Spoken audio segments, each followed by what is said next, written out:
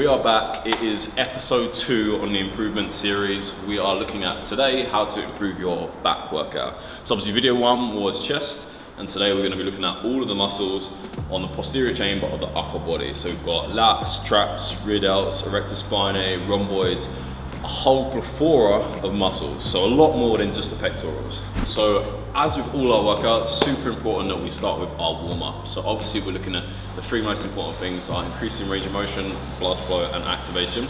So you can see the exercises here that we did in episode 1 when we were warming up for our chest workout. You can click the link to watch the whole video as I give you a run through.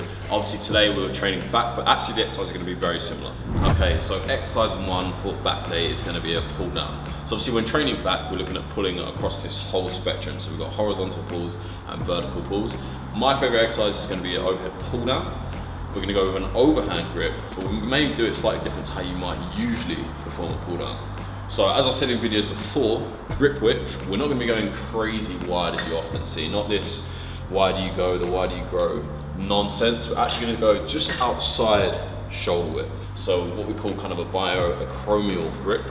Overhand, as I say, take a nice seat under the knee pads, making sure you're locked in position. And then we're focusing on bringing that bar down to below the chin. So we're not using any momentum and swinging as we pull. We may have a slight lean back, but we're keeping the body nice and rigid, pulling that bar to below the chin. So there's a few other things to consider when we perform a full pull down. So obviously there's a lot of musculature in the back and different muscles that we can focus on. With a pull down, we may actually get more upper back than lats than people consider. That's why we're going a little bit closer. When we go super wide, we're not getting a great deal of range of motion. So if you think of my arms are out here and I'm pulling that bar down as low as I can, that angle at my shoulder hasn't really changed a great deal. So if we bring those hands in slightly, immediately we've got a greater range of motion and we're pulling way down further. So you see this angle at my shoulder changes a lot more. So if we're trying to target the lats have a few roles. So we've got abduction, so trying to bring the arm closer to the body, actually adduction, not abduction. So that's bringing the elbow into the side of the body to midline. But also, because the lats are huge muscles that attach along the spine from lower back to upper back, we also have this shoulder extension, so arms from in front of the body and pulling the arms towards us. So with the pull down, we're going to try and get a slight combination of both. So if we're doing a pull down, we want to think obviously about pulling that bar apart rather than just straight down, because that's the role of the lats. But then also we can do a pull down in front of the body, pulling towards our rib cage. So keeping that in line, if we want to focus on the lats, we also don't want to arch our back too much. The more we arch our back, the more we're going to focus on our upper back, which is going to be our rear delts. So I'll show you the difference. If I wanted to focus a little bit more on upper back, I'm going to lean back, I'm really going to arch through the spine, and I'm going to pull here. So this is actually going to target my rear delts and upper back a lot more. Whereas if I want to focus on the lats, I'm still going to lean back, but I'm not going to keep that arch or that extension in my spine, and I'm pulling down to the same place, so to below the chin. So no swinging, nice, slow and controlled. Small pause at the bottom, and nice and slow, eccentric or negative. Okay, so exercise 2 is going to be our seal row. So now we're moving on to a horizontal row, so we're pulling on this angle. So as we said, training the back, we want to train across this spectrum. Predominantly we're going to want to do more pulling in a horizontal position, just because there's more musculature that's going to move our body in that way. So we are going to do a seal row, which is effectively the bench press for back. So not many people do seal rows, predominantly because we probably don't have the kit. Great exercise for particularly the upper back. Depending on hand placement, we're going to be doing it for upper back. So you're going to get traps, rear delts, rhomboids, a little bit lats. So I'll demonstrate. So very similar to a pendlay row, if you know what a pendlay row is, a bent over row from the floor. But the benefit of this is we are chest supported. So that's going to limit any momentum, any cheating, and keeping the reps nice and strict. So make sure we get full retraction, big stretch, protraction, bring the bar up to the bench to the chest.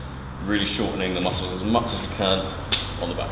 Okay, so moving on to exercise 3. So this is kind of between a row and a pull down. We're kind of pulling now with about a 45-degree angle for lower lats now. So we're pulling elbow to the hip, so making sure we drive through the elbow, not pulling with the arm and using too much biceps. The same with any rowing movement.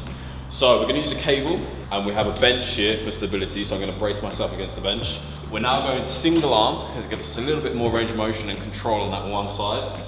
So we start nice and high, driving through the elbow towards the hip. So we're not trying to drive the elbow past the body with this exercise, because that's going to take the emphasis away from the lats. Nice slow descent, pause at the bottom, nice and strong.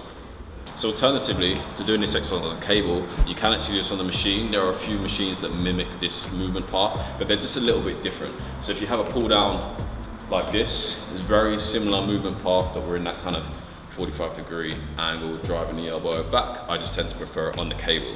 So if you don't have this machine, or if you just want to try on the cable, I definitely recommend it.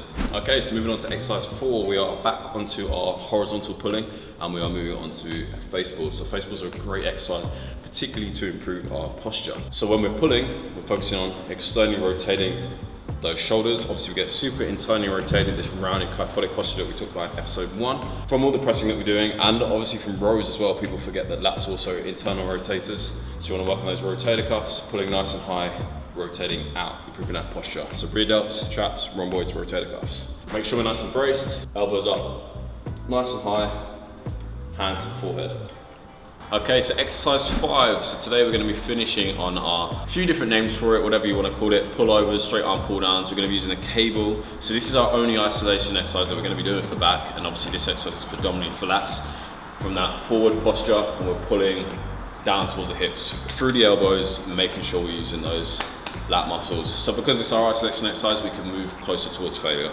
So you may have noticed that we've left out deadlifts. So obviously that's a big question everyone always asks, when should I do deadlifts? Should I do deadlifts?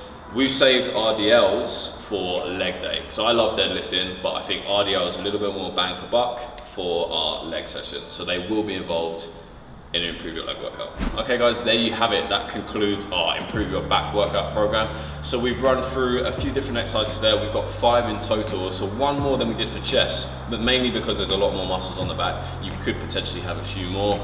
Same as you said in episode 1, when you're looking at training, if you're not, depending on where you are in your routine, you might want to start a little bit heavier, slightly lower repetitions, and as you go through the workout towards the more isolated exercises, you can increase those repetitions and go towards failure. So we haven't given you exact sets and reps, but as we said before, that depends on you as an individual and the rest of your routine. As always, thank you so much for watching. If you enjoyed that video, please like, share, subscribe, click the bell for notifications, and hopefully we'll see you next time.